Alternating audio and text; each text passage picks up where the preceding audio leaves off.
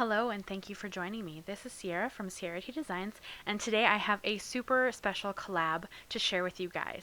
So let's jump right into making the card. For this card, I really wanted to make a slimline card, and you guys know that I have a tendency to use what I have, and I have a small trimmer. So for my base, I cut 4 inches off of a full piece of cardstock, and then for my black mat, you know that I have to add a black mat because that's how I roll. It's going to be 1/8 of an inch smaller than my card base, and my card base, once scored, is going to be 3.5 by 8.5 inches.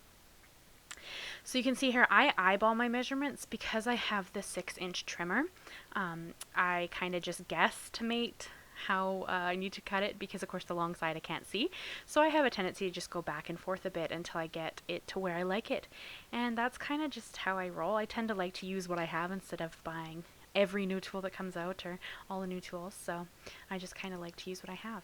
So this is a piece of Neenah 80-pound cardstock, and this is what I'm going to blend on today. And I'm going to cut that 1/8 of an inch smaller than my black mat. So you can see I kind of eyeballed that one as well. And then here I have my score buddy, and I'm just scoring my card base at 3.5 inches. Again, you have to rotate the cardstock because this isn't quite long enough for a slimline card. But I am loving the slimline cards. Have you guys kind of gotten on that craze? I just love the real estate that it kind of gives you for making your cards. And here I had to show you this cool Distress Oxide, for my Distress Oxides. It's the dome foam holder that I created the printout for. So if you ever want to check that out, it's a free link on my blog. I'll have that linked and listed down below. And I just keep my domed foams in there because they're domed, so they can't go underneath the oxides, at least not the way I store mine. So I created this separate holder for them.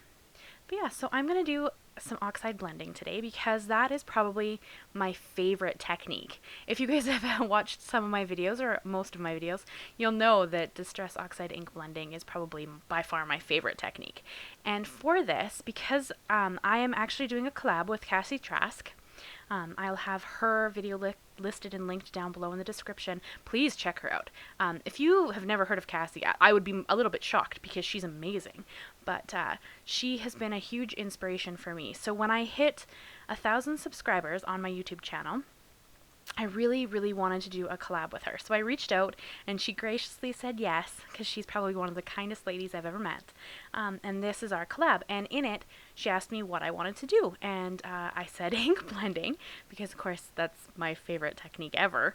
So we are both going to do ink blended cards. I haven't seen her card yet. I'll see it here later today, but I cannot wait to see it. I'm so excited to see what she created.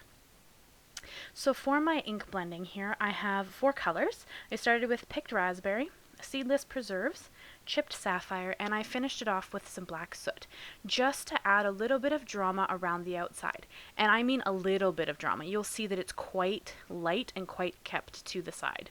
It doesn't blend into the cardstock too much. And I do find, like, is this a perfect blend? No. Does it need to be? I don't think so. I mean, I love how it turned out. I really wanted a bright and whimsical kind of feel for this card because I knew I wanted to use that fairy that you would see in the thumbnail. So I kind of aimed for, I mean, it's not a perfect blend, but I don't feel like it needed to be. I quite like how this turned out. So I am going to do a giveaway for the 1,000 subscribers. I want to say thank you to everybody who supported me and liked my channel and left me comments and interacted with me and done everything. So I really, really want to say thank you by doing a giveaway. So I have 2 gift cards up for grabs. I have a $25 gift card to Simon Says Stamp and a $25 gift card to scrapbook.com. Both of them supplied by me. This isn't sponsored by anybody. And so I will pick 1 comment off of my video and 1 comment off of Cassie's video. So make sure you go and comment on both videos. And to enter, you do need to be subscribed to my channel. And I'd like you to leave a comment down in the comments, just telling me what your favorite technique is, or why you got into card making, or just share something about yourself with me. I'd really like to know you guys better, so I'd love that. So here you can see that I've kind of added some splashes to my background after it was dry. I started with some Perfect Pearls just mixed up in my little mister. And then I also have 2 colors of the Distress Oxide sprays here, Black Soot and Seedless Preserves. And I just kind of splashed them onto the background.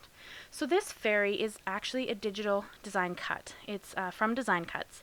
It's the Fairy Silhouettes. And I chose to cut it out of some Concord and Ninth neutral glitter cardstock because it's just stunning.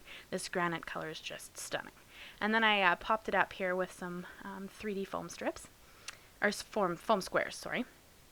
And I put it down on the cardstock so that I could line up all the pieces because they do cut out separately. And I just used my Cricut to cut this out. I don't actually own very many dies. I find that they can be quite pricey, whereas because I own a Cricut already, my husband bought it for me 2 Christmases ago, I believe. And since I already own one, I have been finding these kind of inexpensive files that you can just cut out with your Cricut or your Silhouette or whatever machine you have. And I've just been kind of loving that and instead of spending tons of money buying new dies. So I just think this is such a versatile way to use die cuts on your cards. Or in this case, cut files. But yeah, so I used the negative to lay out my little fairy, and then I'm kind of popping up her wings. I didn't put any adhesive on the tips of the wings so that I could add a little bit of dimension to the card. I did realize that I needed one more square here on the foam square on that one wing, just because it was a bit longer than I kind of realized, and it was kind of holding up, like a whole bunch of it was kind of sitting up. And I have fallen in love with these 3D foam squares. These are the super thin ones. I have fallen in love with these. I think that they are amazing. I don't know how I lived without them, to be honest with you. So I had to cover the back of everything with that, and then I just stuck them down. And you can see there I kind of made a mistake and had to lift it up, but it didn't really matter. So now I'm going to work on a sentiment for this card. And I chose to use a sentiment from Lawn Fawn's Fairy Friends. It just says, "Thank you very much." I thought that was very fitting and quite cute, so I had to add that down. And I thought I would white heat emboss it on black cardstock. So this is just a scrap of black cardstock. It's the same black cardstock I used to matte the panels, so they would match, because I do actually like to match everything together. I'm kind of that way inclined. And I'm just going to put on some Alabaster White from Brutus Monroe to emboss my sentiment. And then I am going to show you an embossing process just because I love it and because my husband likes to watch the embossing powder melt. He watches all my videos and comments on them, and just super supportive. So I like to leave in the embossing powder so he can kind of watch it melt, which is, I know it's kind of funny, but it's super adorable. So I am going to melt this, and once it's smooth and melted, we're going to trim these out with labels. So yeah, so I can't believe we've hit 1,000 subscribers, guys. Like, I don't know, we're a little bit over it now, but when I started my channel in January, I didn't foresee it moving this quickly, I guess. So I'm still a little bit in awe of the whole situation. So I did opt to use my Simon Says Stamp label dies to trim out the sentiment. And my Gemini Go, here you can see I love this thing. It sits on my desk constantly. It's just so wonderful for little dies. And I am going to trim the sentiment down a little bit more just because it did kind of have that longer edge on the one side, and I just used a pair of mini snips for that. I didn't think it was necessary to run the die back through just to get a shorter edge there. And here you can see I kind of laid it out and then decided I didn't like how much it didn't stand out. So if you know me, you know I love to matte things. So I opted to matte my black papered sentiment onto a piece of white cardstock. Excuse me. So this is the same cardstock that matches my base. So I'm just going to glue them down into the corner, kind of trying to eyeball that same 1/8 of an inch so that I can kind of have a similar matte to my sentiments as I have on my card base. And then I used my trimmer for this part. I guess you could have used another label die. I just opted to use my trimmer and kind of eyeball it a little bit. I find this trimmer is pretty wonderful. It's by far one of my favorite tools in my craft space, so I tend to reach for it pretty much all the time. And this is a bit of a struggle because of course I can't see how to line this up, so I just kept kind of playing with it until I trimmed it down into a little label strip that I really liked. And then I'm going to start gluing everything down. I did have to finagle this a little bit more and trim off a smidge more. Like, you're going to see this tiny piece of paper come off, and really you could have left it. I'm a little bit of a perfectionist when it comes to this stuff, so I opted to trim it down. And then we're going to bring out my favoriteest Nuvo Deluxe glue and start sticking down all our layers. So this is the card I have for you guys. We're going to add some bling here in a minute, but this is kind of my card. I hope you enjoy it.